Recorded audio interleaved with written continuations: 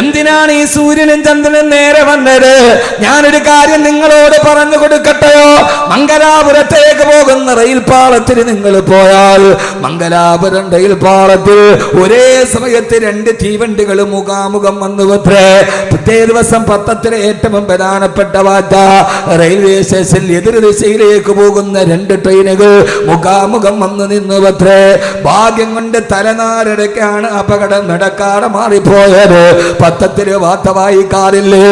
കേവലം 2 ട്രെയിനുകൾ 1/2 കിലോമീറ്റർ പോലും വലിപ്പമില്ലാത്ത 2 ട്രെയിനുകൾ പാളത്തിൽ മുഖാമുഖം വന്നാൽ പേടിച്ചു വിറച്ചു പോകുന്നവനെ, പേടിച്ചരണ്ടു പോകുന്ന മനുഷ്യ, അള്ളാഹു ചോദിക്കുകയാണ്, സൂര്യൻ എന്ന ഭൂമിയേക്കാൾ 35,000 ഇരട്ടി പിണ്ട വലിപ്പമുള്ള സൂര്യഗോളം, ഈ മഹാഭൂമിയും സൂര്യനും ചന്ദ്രനും ഒരേ നേരയിൽ വന്നപ്പോ എന്തിനാണത് വന്നതെന്നറിയുമോ?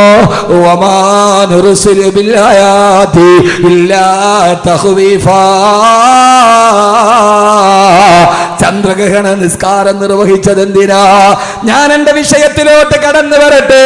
അള്ളാഹു പറയാണ്, എന്തിനാണ് സൂര്യഗ്രഹണം നടന്നത്, എന്തിനാണ് ചന്ദ്രഗ്രഹണം വന്നത്? ഇതെല്ലാം ഒരേ രേഖയിൽ വന്നത് എന്തിനെന്നറിയോ?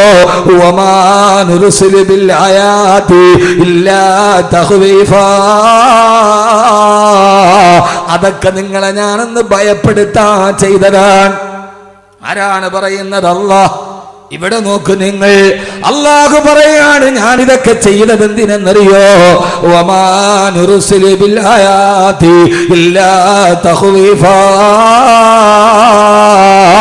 ഇതൊക്കെ നിങ്ങളെ ഒന്ന് പേടിപ്പിക്കാൻ വേണ്ടി ചെയ്തതാണ്.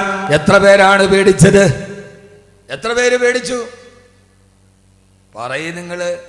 ചന്ദ്രഗ്രഹണ നിസ്കാരമൊക്കെ എല്ലായിടത്തും നടന്നു. ഇവിടെ നിസ്കരിച്ച ഇല്ലേ?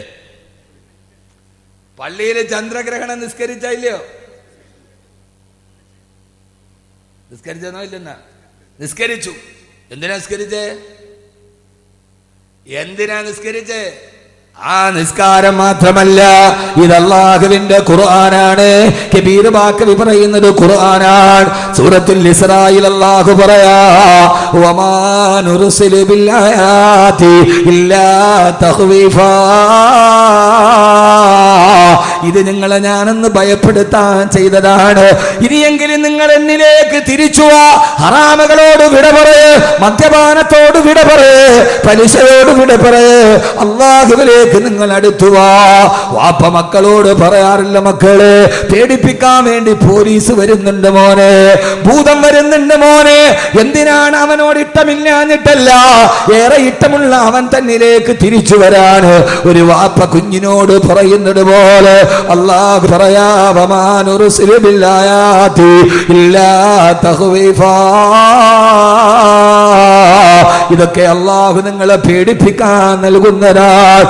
സഹോദരങ്ങളെ പേടിക്കണം. ഇതെങ്ങാനും ഒരേ ദിശയിൽ വന്നതൊന്ന് കൂട്ടിമുട്ടിയാൽ അത് ലോകാവസാനത്തിലേക്ക് നടന്നു പോവുകയാണ്. അതുകൊണ്ട് ഈ ഗോളങ്ങൾ ഒരേ പാളത്തിൽ വരുമ്പോ അല്ലാഹനെ നിങ്ങൾ പേടിക്കണേ, അല്ലാഹുവിനെ നിങ്ങൾ സൂക്ഷിക്കണേ. വകൈഇം മിൻ ആയത്തിൻ ഫിസ്സമാഇ വൽ അർളി യമറൂന അലൈഹാ വഹും അൻഹാ മുഅ്രിദൂൻ. അല്ലാഹു പറയാണ്, ഇങ്ങനെ എത്രയെത്ര അത്ഭുതങ്ങൾ ലോകത്ത് നിങ്ങൾ കണ്ടിട്ടും യമറൂന അലൈഹാ, അതൊക്കെ നിങ്ങൾ കാണുന്നുണ്ട്, പക്ഷേ വഹും അൻഹാ മുഅ്രിദൂൻ, അതൊക്കെ കണ്ടിട്ട് നിങ്ങൾ യാതൊരുവിധ പേടിയില്ലാതെ നടക്കുകയാണല്ലോ. അല്ലാഹു സൂര്യചന്ദ്രനെ സൃഷ്ടിച്ചത് നമുക്ക് മനസ്സിലാക്കാൻ വേണ്ടിയാണ്. ഒരർത്ഥം കൂടി ഞാൻ മാറി പറഞ്ഞാൽ ഒന്ന് നിങ്ങൾ നല്ല വല്ലാതെ ഒന്ന് ശ്രദ്ധിക്കുമോ? അല്ലാഹു തൗഫീഖ് നൽകി അനുഗ്രഹിക്കുമാറാകട്ടെ. അല്ലാഹു പേടിപ്പിക്കാൻ. ഒന്നുകൂടി പറഞ്ഞാൽ ഒരു കാര്യം ഞാൻ നിങ്ങളോട് പറഞ്ഞുതരാം. വേറെ ഹദീസും ഖുർആനും ഒന്നും അല്ല, അത് ചിന്തിക്കാൻ അധികം സമയവും വേണ്ട. സൂര്യൻ എന്ന് പറയുന്നത് രാവിലെ ഉദിച്ചു വൈകുന്നേരം അസ്തമിക്കാറുണ്ട്, ഇല്ലേ? കാണാറുണ്ടോ രാവിലെ സൂര്യൻ ഉദിക്കുന്നത്? കാണാറുണ്ടോ? എഴുന്നേൽക്കൂല സമയത്തൊന്നും. രാവിലെ സൂര്യൻ ഉദിക്കുന്നത് കണ്ടിട്ടില്ലേ? നട്ടുച്ച നേരത്ത് വന്ന് തലയുടെ മുകളിൽ നിൽക്കുന്നത് കണ്ടിട്ടില്ലേ? വൈകുന്നേരം സൂര്യൻ അസ്തമിക്കുന്നത് കണ്ടിട്ടില്ലേ? എന്തിനാ സൂര്യാസ്തമയവും സൂര്യോദയവും? ഒന്ന് പറയും. സൂര്യൻ ഉദിക്കുന്നത് സൂര്യൻ അസ്തമിക്കുന്നതും വെറുതെ ഈ ആകാശത്തിന്റെ മുകളിൽ ഇങ്ങനെ ഉദിക്കുക അസ്തമിക്കുകയും ചെയ്യുന്നതിനാ? എത്ര നാളുകൊണ്ട് നമ്മൾ കാണുന്ന കാഴ്ചയാണിത്. എന്തിനാണിത്? അറിയില്ല. ഇച്ചിരി വെള്ളം തരികയാൻ പറയും. അറിയില്ല. ഒരാൾക്ക് ജീവിതത്തിന് നന്നാവണമെങ്കിൽ സൂര്യനെ നോക്കിയാൽ മതി. ആരെ നോക്കിയാൽ മതി? വാള് പറയല്ല, വാള് കേൾക്കണ്ട, ഒന്നും നോക്കണ്ട. നിങ്ങൾക്ക് നന്നാവണമെന്ന് ചെറുപ്പക്കാരെ ആഗ്രഹമുണ്ടോ? നിങ്ങൾ സൂര്യനെ നോക്കിയാൽ മതി. നിങ്ങൾ അന്തം വിട്ട് നോക്കുകയാണ്. ഇപ്പം ഇയാളിപ്പോൾ എന്താ പറയണത്? ഞാൻ ഇങ്ങനെയൊക്കെ പറയൂ. അതാണ് എൻ്റെ ഒരു ശൈലി. എല്ലാവരും പറഞ്ഞത് തന്നെ പറയുന്നതിൽ നല്ലത് 7 ദിവസം ആകുന്നുണ്ട്. എല്ലാവരും പറയുന്നതിന് നല്ല വേറിട്ടൊന്നും പറയലല്ലേ.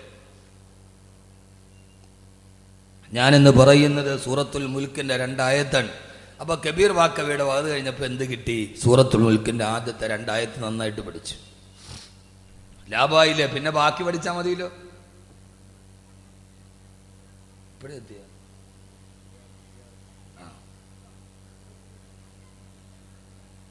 അള്ളാഹുവിന്റെ ഖുർആൻ പറയുകയാണ്, അള്ളാഹു സൂര്യന് നൽകിയതെന്തിനാണ്? അള്ളാഹു ചന്ദ്രന് നൽകിയതെന്തിനാണ്? സഹോദരങ്ങളെ, സഹോദരിമാരെ, ഇന്ന ഫീ ദാലിക ലആയാതിൻ ലിഉലിൽ അൽബാബ്. ഇതിൽ ചിന്തിക്കുന്നവർക്ക് ദിട്ടാന്തമുണ്ട്. എന്തിനാണ് അള്ളാഹു സൂര്യന് നൽകിയതെന്നറിയോ? രാവിലെ സൂര്യോദയം നടക്കുമ്പോൾ അത് നമ്മുടെ സൂര്യോദയത്തിന് നമ്മുടെ ജീവിതവുമായി ബന്ധമുണ്ട്. രാവിലെ സൂര്യൻ ഉദിക്കുകയാണ്. കിഴക്കിന്റെ ചക്രവാളത്തിൽ ഇരുട്ടിനെ കീറി മുറിച്ചുകൊണ്ട് ഇരുട്ടിൽ നിന്ന് സൂര്യൻ മെല്ലെ മെല്ലെ ഉയർന്നു വരികയാ. പൊന്നുമോനെ, അത് നിന്റെ ജനനമാണ്. ഇരുട്ടിന്റെ ഉള്ളിൽ നിന്ന് മെല്ലെ മെല്ലെ സൂര്യൻ വെളിയിലേക്ക് വരുമ്പോ ഉമ്മാന്റെ ഗർഭാശയം എന്ന ഇരുട്ടിൽ നിന്ന് മെല്ലെ ഭൂമിയുടെ വെളിച്ചത്തിലേക്ക് നീ കടന്നു വരികയാണ്. സൂര്യോദയം നിന്റെ ജനനമാണ്, നിന്റെ പ്രസവമാണ്. പിന്നെ ആ സൂര്യൻ മെല്ലെ മെല്ലെ മുകളിലേക്ക് ഉയരുന്നു. അത് വെറുതെ വെറുതെ മെല്ലെ പടിഞ്ഞാറോട്ട് സഞ്ചരിക്കുകയാണ്. വെറുതെ സൂര്യൻ ഇങ്ങനെ വെളിച്ചം കൂടി കൂടി വരുന്നു. അതുപോലെ നിന്റെ ബാല്യവും നിന്റെ കൗമാരവുമാണ്. മെല്ലെ മെല്ലെ വെളിച്ചം കൂടി കൂടി, കാലിന് ബലം കൂടി, കയ്യിന് ബലം കൂടി, മുഖത്ത് മീശസ്ഥാനം പിടിച്ച് മെല്ലെ മെല്ലെ നിന്റെ ബാല്യവും കൗമാരവുമാണ്.